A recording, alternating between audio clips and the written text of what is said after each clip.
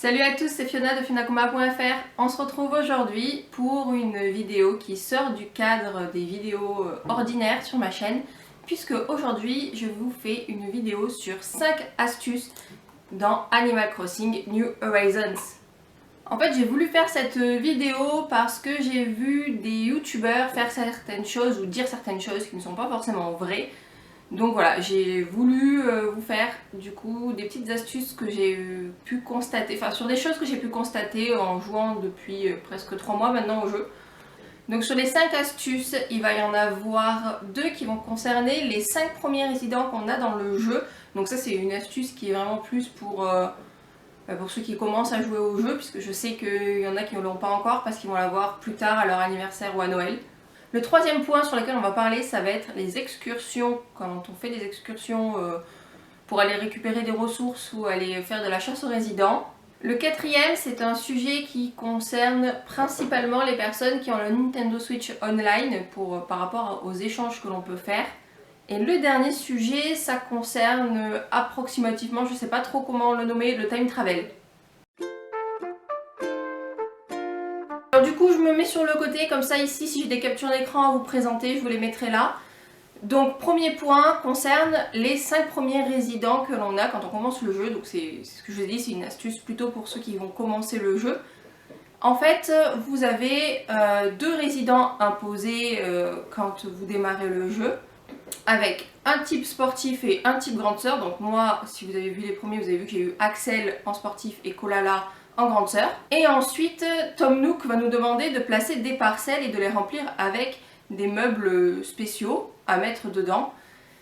Et on se retrouve avec un mec de type paresseux et 2 filles, avec une qui est simple et l'autre qui est vive. Et ces 3 personnages vont avoir la même maison, donc tous les paresseux dans tous les jeux auront cette maison là. Toutes les... je parle pas de l'extérieur, je parle de l'intérieur. Tous les vifs qui vont venir auront l'intérieur pareil dans tous les jeux. Donc moi, en fait c'est pas vraiment une astuce, c'est un petit peu un conseil que je veux donner à ce moment là. C'est quand vous commencez le jeu, si vous voulez profiter du résident avec son intérieur qui est prédéfini pour lui-même, parce que vous voyez après que chaque personnage a un intérieur qui lui est propre. Et bien si vous voulez profiter de cet intérieur qui lui est propre, n'acceptez pas dès le début du jeu des personnages qui vous plaisent. Moi je vous dirais d'attendre, parce que de toute façon c'est un jeu qui est censé être sur la durée. Donc je vous conseille d'attendre que ces résidents que vous faites venir avec cet intérieur là, que vous avez installé vous-même, eh ben, décide de partir, ou alors si vous êtes adepte du time travel, faites-le en time travel. Mais le but de ce jeu c'est que ce soit un jeu qui dure, donc essayez de prendre des habitants qui vous intéressent pas sur les 5 premiers. Bon alors les deux premiers c'est pas possible, sauf si vous redémarrez votre jeu et la carte, mais essayez de prendre des habitants qui vous intéressent pas. Moi c'est quelque chose que je regrette un peu pour Rosie, parce que Rosie elle fait partie de mes préférés, et du coup je me retrouve avec un intérieur il est pas moche, mais il me plaît pas pour elle, et c'est pas son intérieur à elle. Il y a que Stéphane qui, lui je trouve que l'intérieur qui lui a été donné du coup en début de jeu lui correspond, puisque c'est un intérieur bois, lui c'est un cerf, voilà, ça y a pas de problème.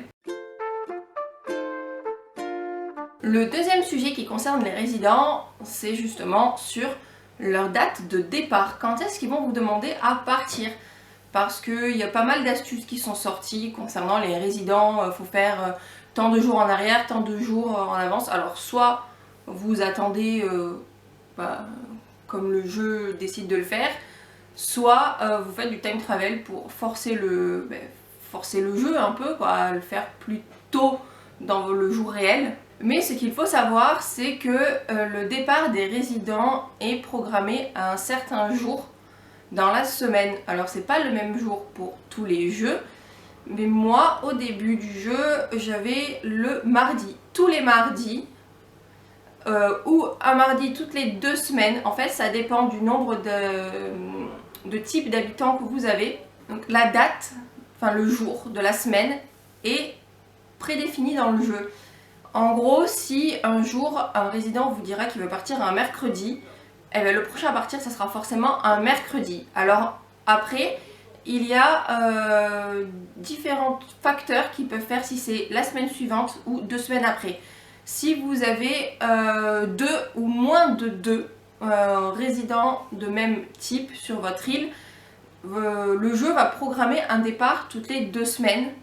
Par contre, si vous avez 3 résidents du même type, ce qui m'est arrivé par exemple avec le type vif ou avec le type paresseux, et bien le jeu va programmer un départ directement la semaine d'après en fait, pour nous forcer à avoir quelque chose de beaucoup plus équilibré au niveau des résidents. Donc je vous mettrai peut-être la capture d'écran des photos que j'ai prises rapidement de ma console avec mon téléphone quand j'ai partagé en story. Donc voilà, vous avez le résident qui part le mercredi, et bien ça veut dire que si vous avez 3 ou plus d'un même type, et bien ce type là vous demandera le mercredi qui suit, et si vous avez 2 ou moins, ça sera le mercredi encore d'après, donc 2 semaines après. Par contre, si vous faites du time travel pendant la période des cartons avec un... En fait, si vous allez dans le futur à prix qui vous est demandé, donc il est en carton, et que vous revenez un jour en arrière, le résident sera toujours en carton, mais cela déplacera du coup le jour des demandes, ce qui fait que moi au début j'avais le mardi, et un jour j'ai voulu aménager, m'occuper d'une construction pour qu'elle aille plus vite, et je suis revenue en arrière et ça m'a décalé d'un jour du coup le départ des résidents, donc maintenant c'est tous les lundis.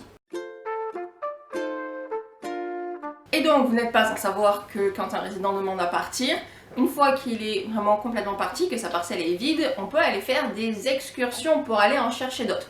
Donc soit on va chez d'autres personnes qui ont des habitants en carton s'ils ont un personnage qui nous intéresse, soit on part en excursion. Et au cours des excursions, c'est là où je voulais vraiment détailler par rapport à des choses que j'ai vues chez d'autres youtubeurs où ils avaient dit des petits trucs qui n'étaient pas forcément vrais. C'est que donc on a un habitant possible si on a une parcelle vide chez nous. On a aussi du coup, il y a plusieurs types d'îles, donc on peut avoir l'île aux clochettes, l'île aux hybrides. Je crois d'ailleurs qu'elle a été supprimée celle-là, mais je sais pas, de toute façon je l'ai eu qu'une fois dans le jeu.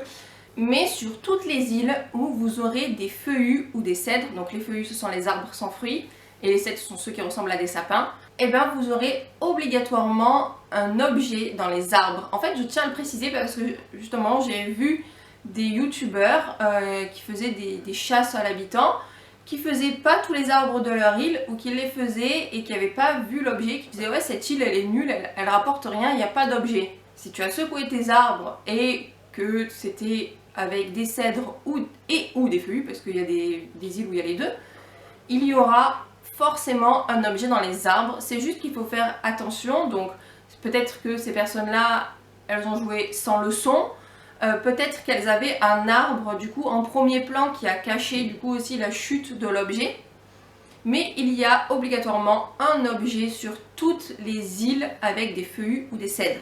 De même qu'il y aura forcément une guêpe à chaque fois, donc c'est pour ça que je vous conseille la technique que j'ai fait dans ma chasse à l'habitant numéro 1 pour bien se placer et être sûr d'attraper la guêpe et de ne pas se faire piquer. Petit plus au niveau de cette astuce, c'est également les bouteilles à la mer dans lesquelles il y a un message avec un craft. Personnellement, j'ai pu constater que j'avais une bouteille toutes les 2-3 îles, donc c'est plutôt intéressant. Donc cette petite astuce me permet de faire une bonne petite transition sur du coup les échanges et le sujet que je voulais vous parler. En fait c'est un sujet qui concerne en fait les Nook Miles, puisque on peut récupérer une fois par jour en allant sur l'île de quelqu'un d'autre 800 Nook Miles. Donc c'est plutôt intéressant si après on veut faire de la chasse aux résidents, parce que ça coûte cher en Nook Miles d'acheter des tickets et de faire une chasse aux résidents. Parce qu'il existe les Nook Miles à compléter, enfin les vignettes là à remplir, plus les Nook Miles Plus aussi à faire quotidiennement. Mais il est également possible donc de récupérer des Nook Miles quand on revient de chez quelqu'un. Et en fait je vous conseille je dirais de l'imposer si vous êtes moins gagnant dans l'échange. Après si vous avez des amis avec qui vous pouvez faire les voyages juste comme ça, faites-le, c'est encore mieux. Mais moi par exemple, je vais sur le Discord du perchoir, je dis ce que je veux, ce que j'ai à échanger, et si dans l'échange je vois que je suis moins gagnante, eh bien, je vais demander à la personne de m'ouvrir les portes, comme ça quand je reviens, je peux récupérer ces 800 Nook Miles. Pour vous donner un petit exemple, quand je fais des échanges de plans et que les personnes du coup n'ont pas de plan qui m'intéresse et qu'elles me donnent en contrepartie des tickets Nook Miles, et bien justement je les fais venir chez moi puisqu'elles ont dépensé des Nook Miles pour acheter des plans.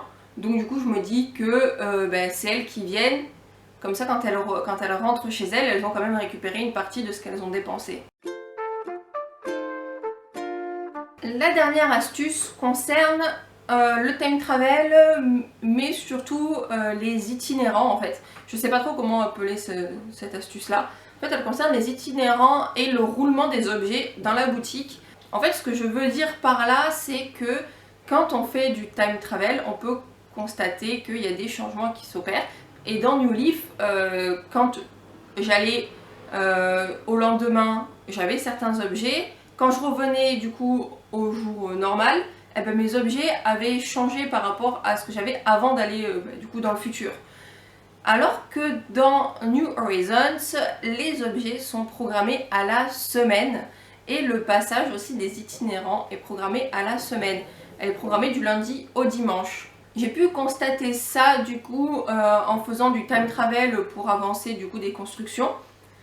Et du coup j'ai vu que les personnages itinérants étaient programmés tel jour. Si le lundi tu as Pollux, tu peux aller jusqu'au samedi et revenir le lundi, Pollux sera encore là. Et du coup pareil pour Runard, donc ça peut être intéressant pour ceux qui ont envie de compléter un peu plus vite, sans trop en abuser non plus, mais par exemple faire 2 ou 3 fois cette semaine-là un aller-retour sur le jour où il y a Runard pour récupérer un peu plus d'œuvres, parce que sinon ça va être vraiment long. Et du coup, comme je vous ai dit, à la boutique, les objets sont prédéfinis aussi sur la semaine, c'est-à-dire que le lundi, vous aurez tel objet, donc pareil, vous allez au samedi, vous revenez au lundi, ça sera toujours les mêmes objets que enfin, ça sera les objets du lundi. Et par contre, si vous êtes dimanche, que vous allez à lundi, vous revenez à dimanche et vous repassez à lundi, les objets auront changé du coup pour le lundi. C'est pour ça que je vous dis que les objets sont programmés à la semaine. Donc si vous avez fait un petit time travel pour avancer une construction et qu'il y avait quelque chose qui vous intéressait à la boutique Nook là avant de revenir dans le passé, je vous conseille de l'acheter du coup parce que peut-être que l'objet ne reviendra pas avant un mois et que vous en avez besoin peut-être tout de suite. Le seul itinérant qui n'est pas forcément impacté par le changement de date en time travel, c'est Sarah, puisque j'ai déjà essayé de lui redemander du coup ses tapis, ses sols et ses murs. Je sais pas comment ça marche pour celui qu'on récupère avec les tickets, mais Sarah nous proposera dans la semaine toujours les mêmes sols, les mêmes tapis, les mêmes murs. Une dernière petite astuce bonus, enfin c'est pas vraiment une astuce, enfin je sais pas trop ce qu'on peut dire pour ça, ça concerne du coup les fleurs. Il faut savoir que chez Nook, vous avez toujours 3 fleurs de proposées, donc au début de la tente, vous avez pas tous les coloris, mais après vous avez tous les coloris possibles en base pour les fleurs, donc vous avez 3 fleurs. Votre première fleur de base que vous retrouvez sur votre île, votre seconde fleur de base que vous retrouvez en excursion, et vous avez également une 3e fleur. Et cette 3e fleur peut potentiellement changer toutes les semaines. Alors des fois elle va rester là pendant 2 semaines, mais des fois ça va être qu'une seule semaine. Moi c'est ce qui m'est arrivé par exemple la semaine dernière. Toute la semaine dernière j'ai eu des roses, et là à partir de cette semaine j'ai eu des tulipes. Et peut-être il y a un mois je suis restée pendant 2 semaines avec des pensées. Et avec du coup Racine qui vient vous proposer du coup des fleurs, vous pouvez, je pense, en un mois avoir toutes les fleurs possibles dans le jeu. Voilà donc mes petites astuces sur le jeu Animal Crossing New Horizons. J'espère qu'elles pourront vous aider, que vous soyez nouveau joueur ou joueur des premières heures, parce que même quand on joue depuis longtemps, on est toujours susceptible de découvrir des choses. N'hésitez pas, si vous avez d'autres astuces qui ne sont pas forcément très connues, à les partager en commentaire pour que tout le monde puisse bénéficier de ces astuces. Je vous dis donc à la prochaine pour un let's play sur Animal Crossing New Horizons. Prenez soin de vous, ciao!